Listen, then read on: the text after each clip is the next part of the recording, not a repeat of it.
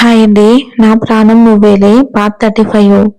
అశ్వథ్, రే ప్రణవ్, నాన్న కృతి గతంలో చెప్పిన పేర్లు, కైవల్య ఊరి పేరు, వాళ్ళ ఇంట్లో మెంబర్స్ పేర్లు సేమ్ ఉన్నాయి. ప్రణవ్, నాకు కూడా అదే డౌట్. అంటే వాళ్ళు వీళ్ళు ఒకటే అయి ఉంటారంటావా అంటాడు. అశ్వథ్, అదే మనం తెలుసుకోవాలి. ప్రణవ్, ఎలా తెలుసుకుందాం? అశ్వథ్, బ్రెయిన్ అనే ఒక పదార్థం ఉంటుందిలే, అది నీకు లేదులే అంటాడు. దానికి ప్రణవ్ కోపంగా అశ్వథ్ వైపు చూస్తూ ఉంటే, అశ్వథ్, చూసింది చాలే, చెప్పినట్లు చెయ్యి అని ఏం చేయాలో చెప్తాడు. ప్రణవ్, ఇలాంటి ఐడియాలు ఎలా వస్తాయిరా? అశ్వథ్, బుర్రుంటే వస్తాయిలే అంటాడు. ప్రణవ్ మనసులోని, వీడికి ఈ మధ్య నా మీద పంచలేయడం బాగా అలవాటయింది అని అశ్వథ్ ను కొరకొర చూస్తూ బయటకు వెళ్తాడు.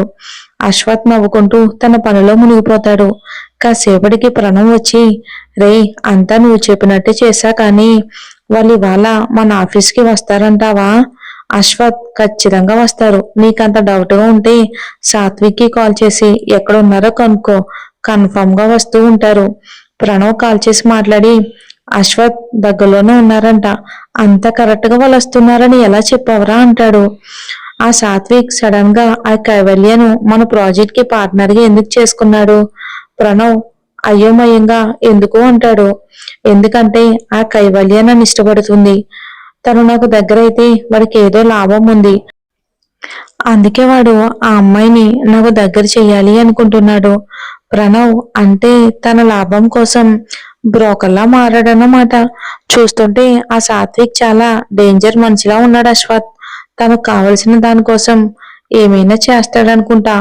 వాడి గురించి తర్వాత డిస్కస్ చేసుకుందాంలే, కానీ ముందు నా బంగారం ఏం చేస్తుందో చూడు అంటాడు. తలని ల్యాప్టాప్ లో పెట్టి ఇంతకుముందు ఏదో ఫైల్ గురించి ఇక భవ్యతో మాట్లాడుతూ ఉంటే చూసా. అశ్వథ్, ఆ సాత్విక్ వాళ్ళు వెళ్లే వరకు తనని ఇటు రానివ్వకుండా ఏదైనా వర్క్ చెప్పు తనకి. కృతి గతానికి కైవల్యకి ఏదైనా సంబంధం ఉందో లేదో తెలిసేంత వరకు తను వాళ్ళకి ఎదురు పడకపోవటమే మంచిది. అలాగే తనను క్యాబిన్ దాటి బయటికి రాకుండా చూడు. ప్రణవ్ అలాగే అని కృతి దగ్గరకు వెళ్ళి, చాలా ఇంపార్టెంట్ పని అని ఫైల్ ఇచ్చి, ఇది అయ్యే వరకు బయటికి రాకు అని చెప్పి ఇచ్చి వస్తాడు. కృతి ఎప్పుడూ కూడా ఫేస్ లో స్మైల్ తో ఉండే అన్నయ్య ఎందుకని అంత సీరియస్ గా ఉన్నాడు అని ఫైల్ చూసి, ఒకవేళ ఈ ఫైల్ గురించి ఏమోనని ఆ ఫైల్ చూసే పనిలో పడిపోతుంది. ఇంకా కైవల్య సాత్విక్ ఆఫీస్ లో కడుగు పెట్టగానే రిసెప్షనిస్ట్ పిలిచి ఓ కవర్ ఇచ్చి, మ్యామ్, ఇది ఒక గేమ్, కవర్ చూపించి ఇందులో ఉన్న క్వశ్చన్స్ కి ఆన్సర్ చేసి గెలిస్తే అశ్వత్ సార్ చేతితో డైమండ్ నెక్లెస్ ప్రజెంట్ చేస్తారంట అని వెళ్ళిపోతుంటే, కైవల్య రిసెప్షనిస్ట్ ని పిలిచి తనకు కూడా ఇవ్వండి అని, రిసెప్షనిస్ట్, మేడం, ఇది ఓన్లీ లేడీస్ కి మాత్రమే, మగాళ్ళు నెక్లెస్ వేసుకోరు కదా మేడం అంటుంది. కైవల్య ఓ ఓకే అని సాత్విక్ వైపు చూసి, వావ్, నా డార్లింగ్ చేతులతో గిఫ్ట్ తీసుకోవాలి, ఈ ఛాన్స్ నుంచి అస్సలు వదులుకోకూడదు అని అక్కడే సోఫాలో కూర్చుని రాస్తుంటుంది. అందులో ఉన్న ప్రశ్నలు చూసి, ఈ ప్రశ్నలు చూస్తూ ఉంటే నాకేదో డౌట్ గా ఉంది. అదే కాకుండా నువ్వు తప్ప ఎవరు ఈ గేమ్ ఆడడం లేదు అంటాడు. కైవల్య చుట్టూ చూసి, అవును, ఎవరూ రాయటం లేదు. అయినా నాతో ఇలా చేయించాల్సిన అవసరం నా డార్లింగ్ ఏముంది? నువ్వు అనవసరంగా అనుమానం పడుకు అని తను రాస్తూ ఉంటుంది. సాత్విక్, ఏమో చెప్పలేం. అశ్వత్, ఏది చేసినా దాని వెనక ఏదో కారణం ఉంటుంది. అయినా నీకు ఎన్ని నెక్లెస్లు లేవు చెప్పు? ఒక నెక్లెస్ కోసం ఇలాంటి వాటికి ఆన్సర్ చేయవలసిన అవసరం ఏముంది? నీకు అంతగా కావాలి అంటే నెక్లెస్ నేను కొనిస్తాను. కైవల్య, నీ నెక్లెస్ ఎవరికి కావాలి? నాకు నా డార్లింగ్ చేతు ఇచ్చిన ఏదైనా సరే అంది. నెక్లెస్ కాకపోయినా చిన్న గిఫ్ట్ అయినా సరే తన చేత్తో ఇచ్చేదాన్ని మిస్ చేసుకోను అంటుంది. సాత్విక్ మనసులోనే, నేను ఫస్ట్ రోజు కృతిని ఆఫీసులో చూశాను, మళ్ళీ నాకు ఇంతవరకు ఎప్పుడూ కనపడలేదు. అంటే తనను కిడ్నాప్ చేయాలనుకుంటున్నారని ఆఫీస్కి రానివ్వడం లేదా? లేకపోతే నా మీద డౌట్ తో నాకు కృతి ఎదురు పడకుండా వీళ్ళు జాగ్రత్త పడుతున్నారా అని ఆలోచిస్తూ ఉంటాడు సాత్విక్. ఇదంతా మానిటర్లో చూస్తున్న అశ్వత్, ప్రణవ్, చూసావరే, వాడి ఎదవ తెలివితేటలు, దీని వెనుక ఏదో ఉందని కనిపెట్టేశాడు. ప్రణవ్, అవునరా, వీడిలో పైకి కనబడని లోపల మనిషి ఉన్నాడు, వీడితో చాలా జాగ్రత్తగా ఉండాలి అంటాడు ప్రణవ్. కాసేపటికి కైవల్య ఆ ఆన్సర్స్ అన్ని రాసేసి అక్కడ ఒక బాక్స్ లో అందరూ వేస్తూ ఉంటే తను కూడా వేసి సాత్విక్ తో కలిసి అశ్వత్ క్యాబిన్ కి వెళ్తుంది. కైవల్య, హాయ్ అశ్వత్ గారు. అశ్వత్, హాయ్ కైవల్య. మీ గేమ్ చాలా బాగుంది అశ్వత్ గారు. Ashwath, thank you Satvik. అయినా సడన్ గా ఈ గేమ్ ఏంటి అశ్వత్? అశ్వత్, ఎప్పుడు వర్క్ మాత్రమే కాకుండా అప్పుడప్పుడు ఇలాంటివి పెడితే స్టాఫ్ కొంచెం రిలీఫ్ అవుతారని పెట్టాం. సాత్విక్, అంతేనా? ప్రణవ్, ఏ మీకు కాదు అనిపిస్తుందా అంటాడు. సాత్విక్, అబే అదేం లేదు. అశ్వత్ ప్రణవ్ వైపు చూడగానే ప్రణవ్ బయటికి వెళ్ళి అందరు ఆన్సర్స్ రాసివేసిన బాక్స్ తీసుకుని వస్తాడు. కైవల్యకి డౌట్ రాకుండా ఉండటానికి కొంతమంది స్టాఫ్ ను కూడా లోపలికి రమ్మంటాడు. ఒక్కొక్కరు రాసిన ఆన్సర్స్ చూస్తూ కైవల్య రాసినవన్నీ చూసి అశ్వత్ కోపంతో పిడిగిలు బిగిస్తాడు. ఇక ప్రణవ్ అశ్వత్ చేతిపై చిన్నగా తట్టి కంట్రోల్ అన్నట్టు చూస్తాడు. ఇక అశ్వత్, కైవల్య గారు మీరు రాసినవన్నీ నిజమా అంటాడు.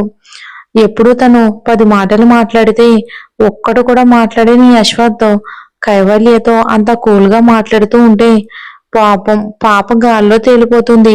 కైవల్య, అవునండి. మీ క్వశ్చన్స్ నెంబర్ 1, మీకు అందరికంటే ఇష్టమైన వ్యక్తి ఎవరు అనే కదా అంటుంది. అశ్వత్ అవును అన్నట్లుగా తలాడిస్తాడు. నాకు మా అన్నయ్య తర్వాత మీరంటే చాలా ఇష్టం అని సిగ్గుపడుతుంది కైవల్య. అశ్వత్, ఓకే మరి సెకండ్ది. కైవల్య, నెంబర్ 2, మీకు ఎవరినైనా చంపాలని ఉందా అనే కదా ఉంది. నాకు అది కనిపిస్తే నా చేతుల్లోనే అదే ఆఖరి రోజు అంటుంది. ప్రణవ్, ఎవరు అమ్మాయి? ఆ అమ్మాయి మీద మీకు ఎందుకు అంత కోపం? కైవల్య, దాని పేరు కృతి. అది ఏం మాయ చేసిందో తెలియదు కానీ మా అన్నయ్య దాని పేరే జపం చేస్తూ ఉన్నాడు. దాన్ని ఒక్క మాట అంటే చాలు చెల్లెళ్ళను కూడా చూడడు. ఎంతలా దాని పిచ్చిలో ఉన్నాడు అంటే కోమాలో ఉన్నవాడు దాని నవ్వు విని మామూలు మనిషి అయ్యాడు. అంత పిచ్చి. అందుకే అదంటే నాకు అస్సలు నచ్చదు అంటుంది.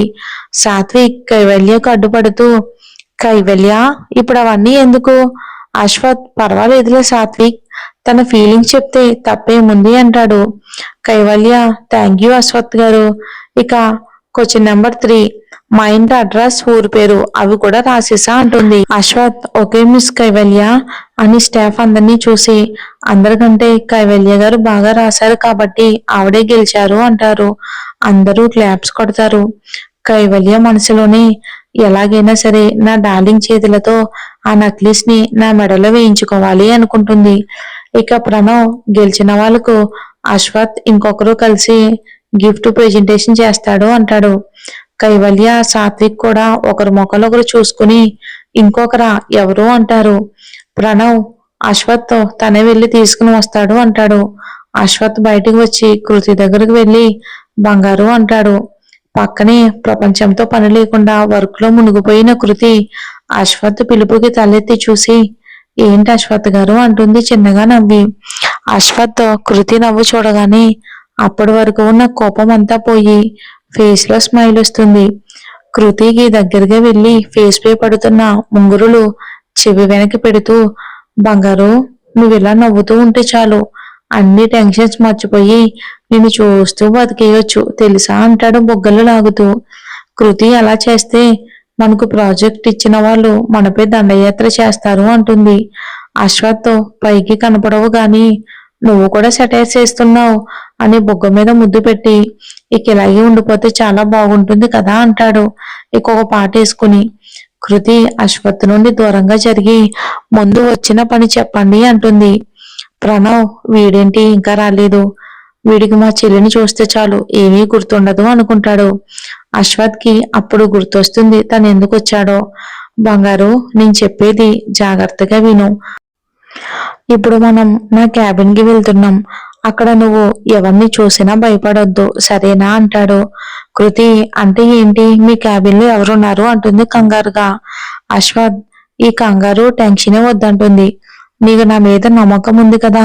కృతి, ఈ ప్రపంచంలో నేను ఎక్కువగా నమ్మేది ప్రేమించేది మిమ్మల్ని అంటుంది. అశ్వత్ కృతి నుదుటి మీద ముద్దు పెట్టుకుని నువ్వు వచ్చి నా పక్క నుండి నేను చెప్పింది చేయి చాలు అంటాడు. కృతి సరే అని తలాడిస్తుంది. అశ్వత్ పదాన్ని చెయ్యి పట్టుకుని తీసుకెళ్తాడు. వీళ్ళిద్దరూ రావటం చూసి ఇక ప్రణవ్ కృతి కైవల్యని చూస్తే ఏం జరుగుతుందో ఎలా రియాక్ట్ అవుతుందో అనుకుంటాడు మనసులో. అశ్వత్ లోపలికి వచ్చి ఇప్పుడు మీకు ఇంపార్టెంట్ వ్యక్తిని పరిచయం చేస్తున్నాను అంటాడు. కైవల్య సాత్విక్ ఎవరు అంటారు. అశ్వత్ బంగారం అని పిలవగానే డోర్ తీసుకుని లోపలికి వచ్చిన కృతిని చూసి అందరూ షాక్ అవుతారు. అందరూ ఎందుకంటే స్టాఫ్ కృతిని చూశారు కదా అనుకుంటున్నారా, కానీ అశ్వత్ బంగారు అని పిలవటం ఇంపార్టెంట్ వ్యక్తి అని చెప్పాడు కదా, అందుకే షాక్ అయ్యారు స్టాఫ్ కూడా. ఇక కైవల్య సాత్విక్ అయితే ఫ్లగ్ లో వేలు పెట్టినట్లు అలా చూస్తూ ఉండిపోతారు. ఇంకా అశ్వత్ ప్రణవ్ వాళ్ళ రియాక్షన్ చూసి బాగా అబ్జర్వ్ చేస్తున్నారు. అశ్వత్ కైవల్య సాత్విక్ ఫేస్ పై చిటికలు వేసి ఏంటి అలా అయిపోయారు అంటాడు.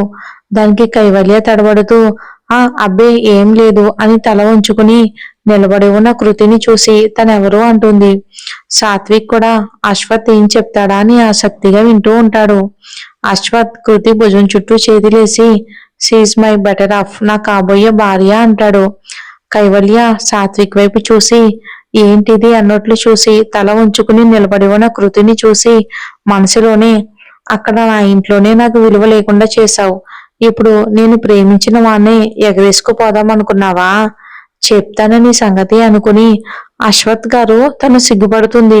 కాస్త తలెత్తి మమ్మల్ని చూడమనండి అంటుంది రాణి నవ్వును తెచ్చిపెట్టుకుని.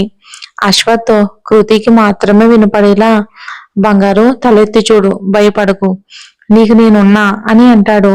కృతి తలెత్తి ఎదురుగా ఉన్న కైవల్యాన్ని సాత్విక్ ని చూసి కళ్ళు పెద్దవి చేసి అశ్వత్ వైపు చూస్తూ ఉంటుంది. అశ్వత్ కళ్ళతోనే నేనున్నాను భయపడకు అన్నట్లు చూస్తాడు. మరేం జరుగుతుందో వచ్చే ఎపిసోడ్ లో చూద్దాం.